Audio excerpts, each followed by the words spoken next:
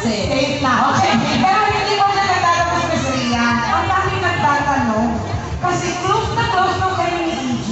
Yes! Bakit tinanong kayo? Mali ba yun? Ay!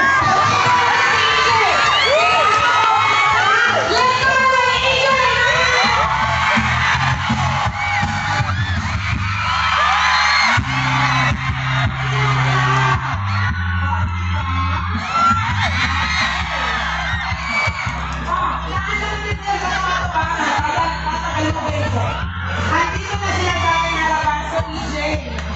Bakit kami hindi na lang makita yun?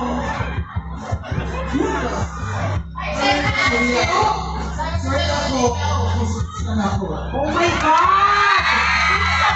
Wala. Sa Miss Ria, wali ko din. Sabi ni EJ, ikaw yung tatanungin namin. So, susunod, nagpapahit ka ba daw? Kasi, sandali, nalilimo na ako. EJ, ikaw na ako kapatanan. Namayag, nakawak ka. Single pa ko. Oh my God, single pa siya, guys.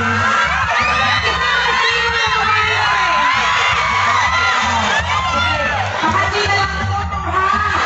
Okay na, guys. So, actually, EJ, you're a very good friend with Miss Ria, right? Yes, yeah. Sige ha, mga chismos sa mga marites, klaro na ha? Friends lang yun sila. Okay? So I guess Miss Ria is about to sing another song for EJ. So let's give a round once again to Miss Ria Atayde and EJ Durano.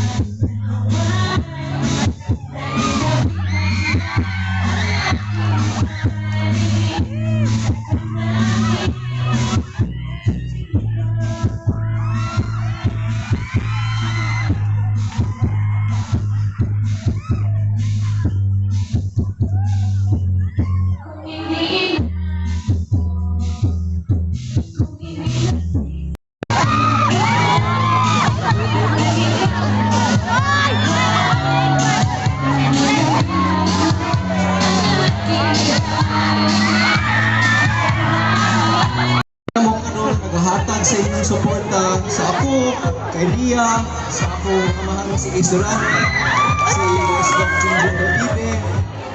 Ang inyong suporta yun, muhatag yun ko sub na mo para maayo ang Cebu yun. Salamat kayo on behalf of my family, on behalf of wanting to make Cebu better. Daghan kayong